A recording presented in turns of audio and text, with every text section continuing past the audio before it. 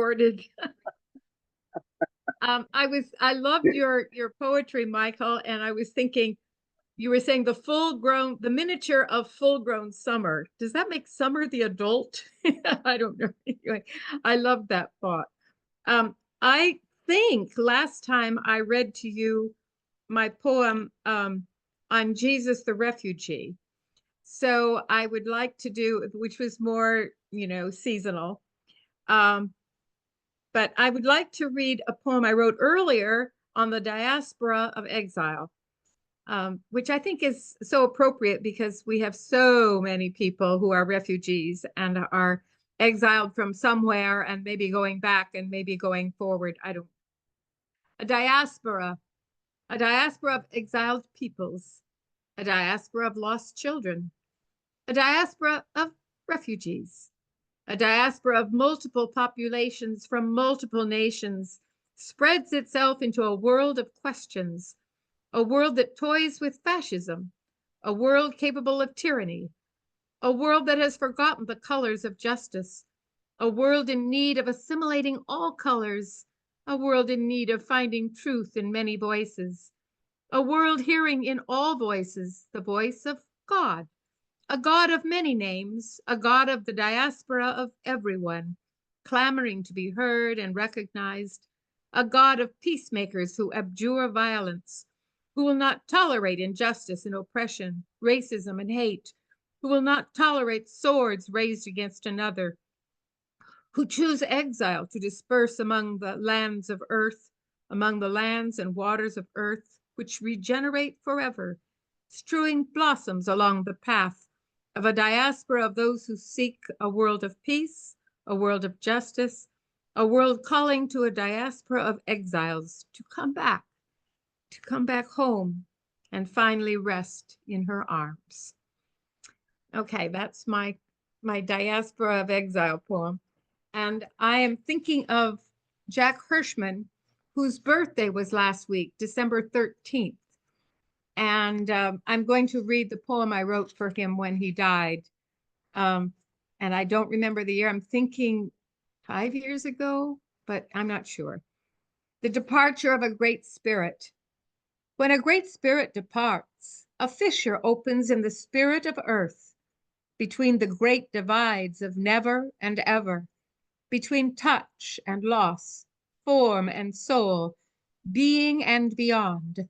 A fissure opens past time, the fissure of the great river flowing always as our lives pass by, closed between walls of a tall canyon, dwelling in both shadow and light, pursued by cascades, flowing into yawning caverns, a crack in the universe open for a moment, to embrace one great lamenting soul, filled for just one moment with the pain and joy of all the world, carrying that burden like a newly born infant into the fissure of eternity.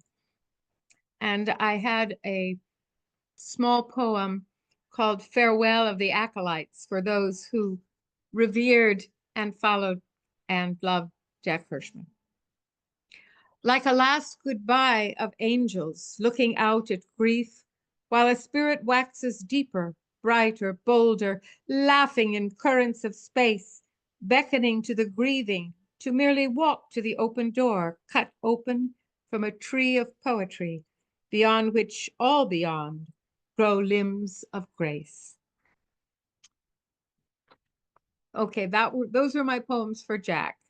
And this is a poem that I wrote not that long ago, but maybe a year ago or so, called If You Remember Me.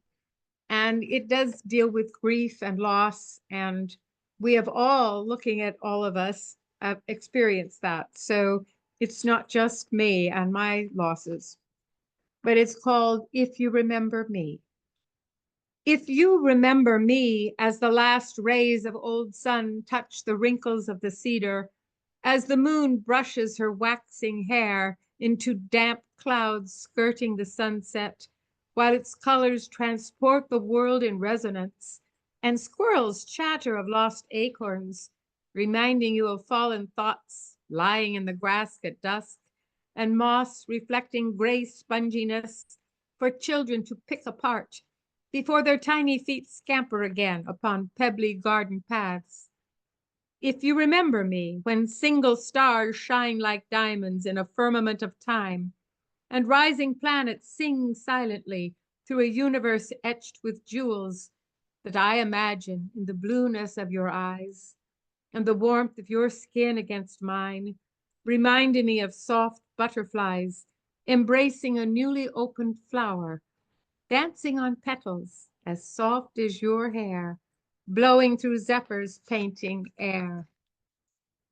If you remember me walking with you on sandy shores, reaching out to oceans of memory, gathering small boats sent out with thoughts of you to isles and unknown shores, mangroves in dialogue with fiddler crabs, speaking of a present that never was, sliding from past to future, creating memories of our hands, embracing into a new, never present, for you always a beginning.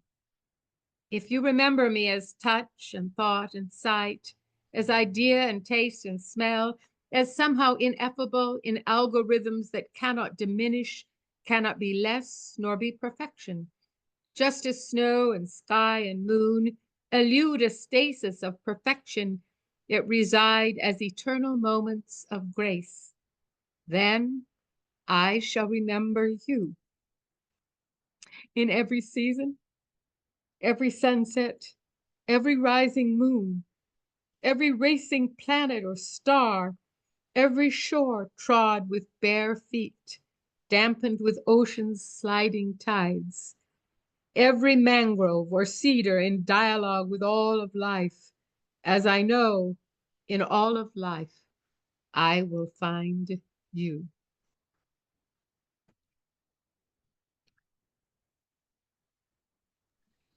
Wow, thank you so much, Karen, for what you shared with all of us.